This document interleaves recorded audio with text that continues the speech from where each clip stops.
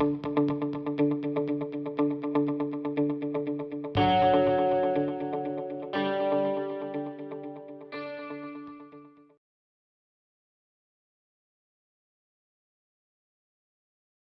continue.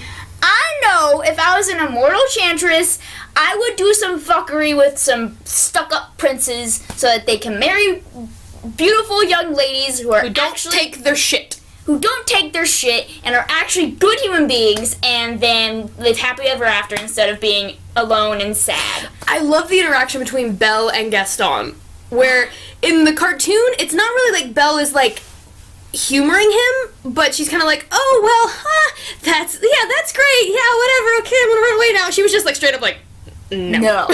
No, back away slowly. No. She was just like, let go of my dress and close the door. Like, it was fantastic. I just love the way she, so good. So good. And I mean, I had no doubt. Hermione was my literary hero, Belle was my animated 90s Disney hero, and then Emma Watson, who played Hermione, also played Belle. I had no doubt she was going to own the role. Own it, bitch. And she did. It was fantastic. And I love how it wasn't like, in the cartoon, it was almost like Belle actually kind of taught the Beast how to read. And kind of, like, he had this giant library full of books and hadn't read any of them. Because he couldn't read. Which doesn't make sense, because for a French aristocrat, especially a male French aristocrat, he would have been very well educated. No matter how pretentious and bratty he would have been very well educated. So I love that they made him well educated. Yeah. Because that's a connection that in the cartoon the Beast and Belle didn't have. Yeah. Where that was a connection they had, and then also losing their mothers at very young ages. Belle a little younger than the Beast. I love the idea of the book. Yes. Where it's almost like he said it was like another curse. Because he could go anywhere he wanted, but he'd never actually be there. Yeah. And if he was there, he's still a beast. He can't really belong anywhere. And that was fantastic. That was one of the new things that they put in that I just loved. Absolutely great. Yeah. Let's see. Maurice was fucking amazing. Yes, that was something that was completely unexpected, but I'm so glad they did it the way they did it. He was more grounded. He was an actual character instead of being a trope. Exactly. Of the dorky, adorable, I love my daughter and I'm overprotective, but I'm a scientist dad. Yeah. But he was actually, like, when Chip started talking to him, he's like, oh, well, I'm gonna run away as fast as I can. Yeah, like he acted like a normal human being, but Teacup started fucking terrified. Yeah. Instead of being like, oh, hello there. And I love that. He's like, apparently that's what you get for picking a flower. Sassy. So sassy. So good. Oh, man.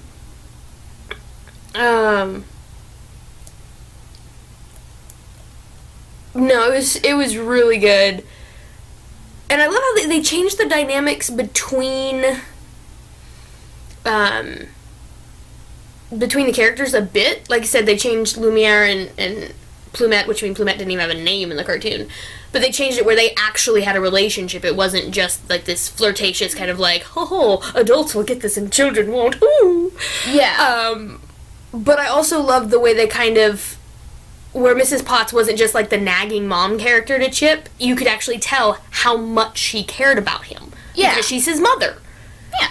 Where in the cartoon, she was kind of almost a little naggy towards Chip. We're like, oh, I'll tell you when you're older. Oh, you gotta go to bed, Chip. I'm not tired. Yes, you are. Like, and I mean, I loved Mrs. Potts and Angela Lansbury to death and back, but the character wasn't fully fleshed out. But it was a cartoon, so what do you expect? I love the scene when Cogsworth was just like, I was really gonna lay into him this time. Oh, Master, you're back! Woo! And he just like ears popped out everywhere. That was brilliant. And how Belle's immediately like, must find a way of escape. And Mrs. Potts is just like, I see what you're doing. Okay, well, if you're gonna leave, let us at least get a meal in you first. Like, let's have some nice warm tea first, okay? It's a long journey home. It's a long journey. Let's get some nice warm tea in you, okay? Yes. Like, I love that. Where she didn't even question it. She was like, okay, well, you're smart. And how Lumiere's like, did you see how she didn't take anything from him? She's the one. She won't take his shit. Yeah. I love that. And I love the fact that they had the exchange after he was attacked by the wolves. Like, word for word. It was perfect. Word for word, except for the thank you. Where usually in the cartoon it goes where it's like, well, you should have done this, well, you should have done this, well, you should have done this. And then there's like the quiet where she kind of starts nursing his wound again and she says, thank you for saving my life. And then he says, you're welcome, and then that's when we fade into the song montage of something there that wasn't there before. Yeah. And I love how they actually kind of showed her actually nursing him back to health, because you don't almost get eaten by wolves and then suddenly you're okay the next day. Yeah. So I love that they actually showed her, like, several days nursing him back to health and bringing him back and everything and actually talking to him and getting to know him and learning that there's so much more to him than just this beastly exterior that he's kind of... And if you noticed, that just the subtleties of how they did his face is the more he got to know Belle, he started actually wearing clothes. Yeah. Instead of tatters. His fangs didn't show as much. Yeah. Like, he started becoming subtly more human. Like, Belle brought the human side out of him more. Where he almost, like, resigned himself to being a beast, so he kind of acted like it. Exactly. And I loved that. But I do love the fact that they held off on that thank you. Because at that point, she's not thinking about thanking him. She's more kind of wondering why the fuck she stayed. She was so close to getting away. Yeah. And then it's just like, yeah, I never thanked you for saving my life. And I love the fact instead of saying welcome, you're welcome. He's just like, well, I never thanked you for keeping me from getting eaten by wolves. That is the beast that everyone, like, pictured and knew, but didn't know they knew. Mm? Because that's who we saw in the cartoon, but they never fleshed out the beast's character, but we all knew that that's who he was. Yeah. But we got to see that this time. I know, it's so good. Oh, man. I could go on and on about this movie forever. It's so good. I'm seeing it again tomorrow, and I'm probably gonna cry. I almost cried several times. When the Beast solo of Evermore, almost cried. The very end, when the final petal fell and everybody was, like, turning into their furniture counterparts. I mean, it felt like all of these beloved characters were dying, and I teared up quite a bit. Oh, the part where I teared up was whenever the little dog stool thing was like jumping up on them. Yeah, it's just like because it just like flops over and is just. It reminded me of a dog that was like pawing at its dead owner. Exactly. It's like what? And whenever Chip almost whenever heart attack. Whenever like him and his plate like flew into the air and the plate smashed on the ground, it's like I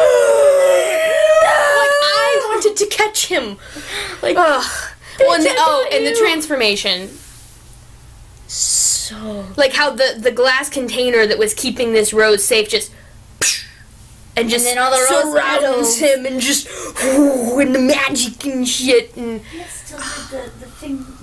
the hands and the feet and everything was it was fantastic. It was so good. It was so good. And one thing that's a really subtle thing, but I love that they kept. One thing that they left out, which I guess I can understand since it was so much CG, is that the Beast always had a thing about playing with Belle's hair. In the cartoon, that was something that he did a lot. And I think it's because it was a way for him to kind of show affection, but he wasn't actually, like, touching her. Yeah, but they made up for it where they touched hands a lot. They did. So, I mean, I understand why, because it's a lot easier to CG a hand over a hand than a hand in hair. Yeah. So I can understand why they left it out, but one thing I love that they left in is the first thing Belle did, aside from, like, looking him in the eyes, is she put her hands in his hair. Just like in the cartoon. Yeah. And what would you say about growing a beard? Growl. That's the only response. Growl. And it's just like, oh my god, this is lovely. Cogsworth, turn back into a clock. Turn back into a clock. Ian McKellen, I love you. You are fantastic. He's so good.